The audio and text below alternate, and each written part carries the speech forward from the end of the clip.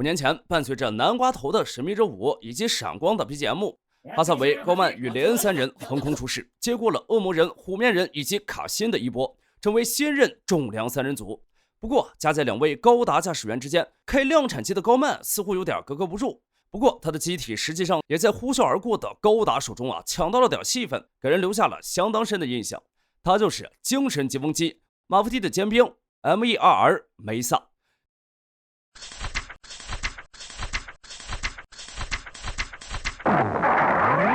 对于驻联邦式工作、反联邦式生活的阿纳海姆来说，没事接账单，反联邦组织的生意给联邦军天天堵，可以说早已轻车熟路。而梅萨就是他们的最新力作。不过，虽然说是最新，但实际上梅萨随着小说一起诞生，在现实中已经度过了30多年的岁月，历经3任设计师。根据版本不同，造型上变化巨大不过也有一些不变的东西，比如那张把我是吉翁老写在脸上一般的长相，无论造型怎么改动，梅萨都始终保留着浓厚的吉翁系风格。一方面是因为作为一款量产型重 MS， 据说其基础机型是基拉多加系的机体，机体特性也非常相似，口部暴露在外的管子，带有壮丁的肩胛，以及神似扎古大魔的肘部设计，都无时无刻不暴露着它的血统。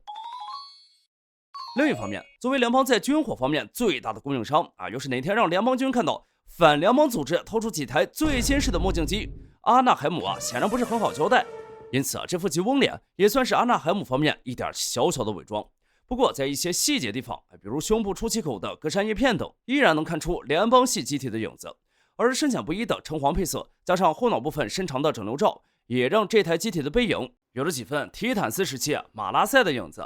至于机体性能上虽然经常被吐槽吃相难看，但与其在现实中的异世界同位体不同，阿纳海姆在技术和做工上一如既往的令人安心。梅萨生的一副比基拉多加还要壮硕的身材，全高23米，并且身披重甲，但凭借背部的主推进器以及腿部、腰部的副推进器，在机动性与运动性上并不逊于同时代的其他量产机。虽然并没有在大气圈内飞行的能力但梅萨可以在后裙甲上加装一对尾部矢量稳定器，在自由落体时，这对特制后裙甲会展开，控制机体在空中的姿态，同时还能辅助机体滑翔但如果需要真正的飞行能力时，梅萨还是需要搭乘马夫蒂的量产辅助飞行载具卡尔塞松。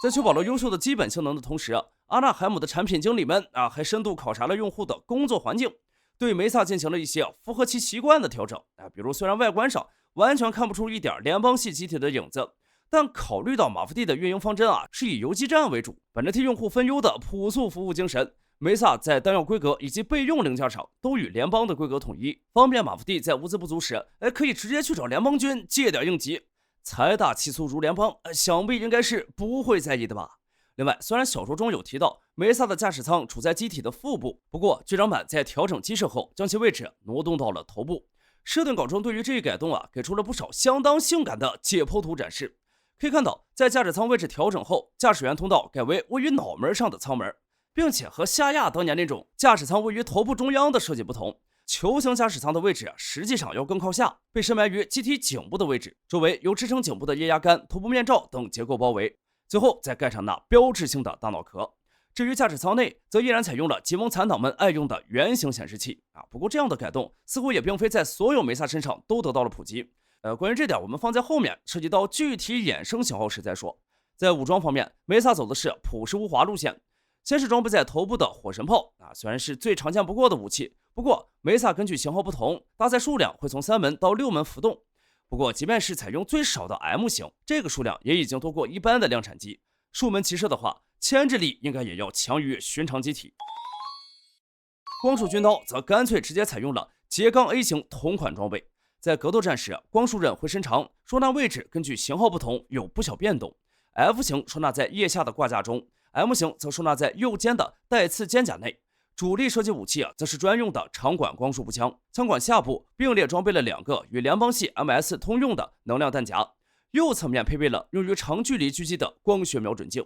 除此之外，梅萨还能在大尺寸的尾部矢量稳定器上安装4组轰炸用的击雷，这可是个相当怀旧的装备了。毕竟在宇宙世纪中，自从 MS 普及之后，击雷的出场率就直线下降。因此细看梅萨搭载的击雷，设计上其实与1年战争期间的扎古布雷型区别不大。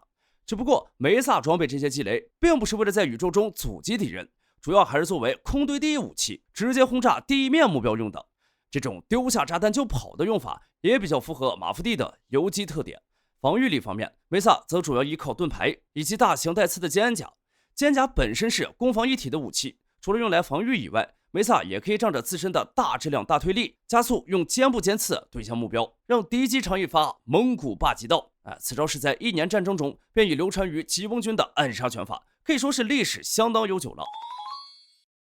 至于盾牌，则分成大小2版，大型盾牌、小型盾牌。小型盾牌更加灵活，由 M 型使用。F 型使用的大型盾牌则内置了36毫米方阵近防炮，基本用法与火神炮差别不大。刚才也提到了，梅萨一共历经3任设计师分别是最初在小说版中负责机设的森木敬太，然后是在游戏版中进行重新设计的藤田一己，最后则是剧场版的卡叔。前两者的梅萨造型区别巨大，而剧场版中则非常粗暴地选择了我全都要，将2版本的机设定为了梅萨的2个主要型号。其中 F 型接近藤田一己的游戏版，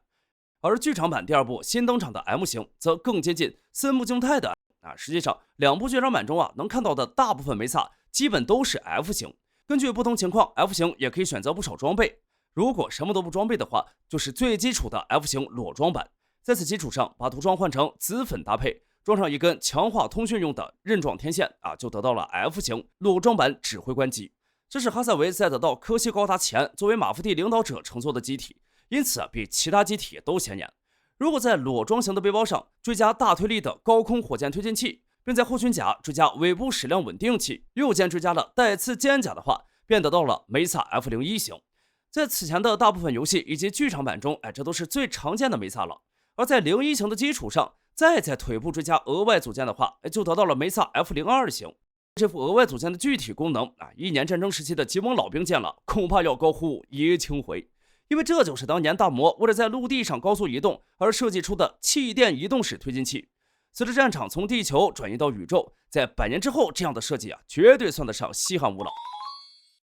梅萨之所以选择复活这样的装备，同样也是考虑到马夫蒂常年在地球游击，陆战的需求肯定要更大。阿纳海姆实在是太贴心了。之后便是剧场版第2部中登场的梅萨 M01型了。只看这名字就感觉日后的剧场版第3部中，财团 B 多半还会掏出 M02型吧。在剧中关于2种型号造型不同的解释时，M01型梅萨是在与哈萨维等人常用的 F 型系列完全不同的工厂生产线上制造出来的机体，被马夫蒂成员爱称为 M 型或者 M 梅萨。由于马夫蒂以游击活动为主，为了避免被查出制造源头，虽然骨架结构和兵装与 F 型共用，但外观形状与 F 型相比有很大改变。和线条较为圆滑的 F 型不同， M 型要更加棱角分明一些，全身各处都进行了大幅变更。比如头部就还原了小说版机设，只在单侧设置了3门火神炮，同时缩短了位于后脑勺的整流罩。现在它的背影就与马拉塞差别很大了，少了整流罩的遮盖后，一眼望去好似一个光头，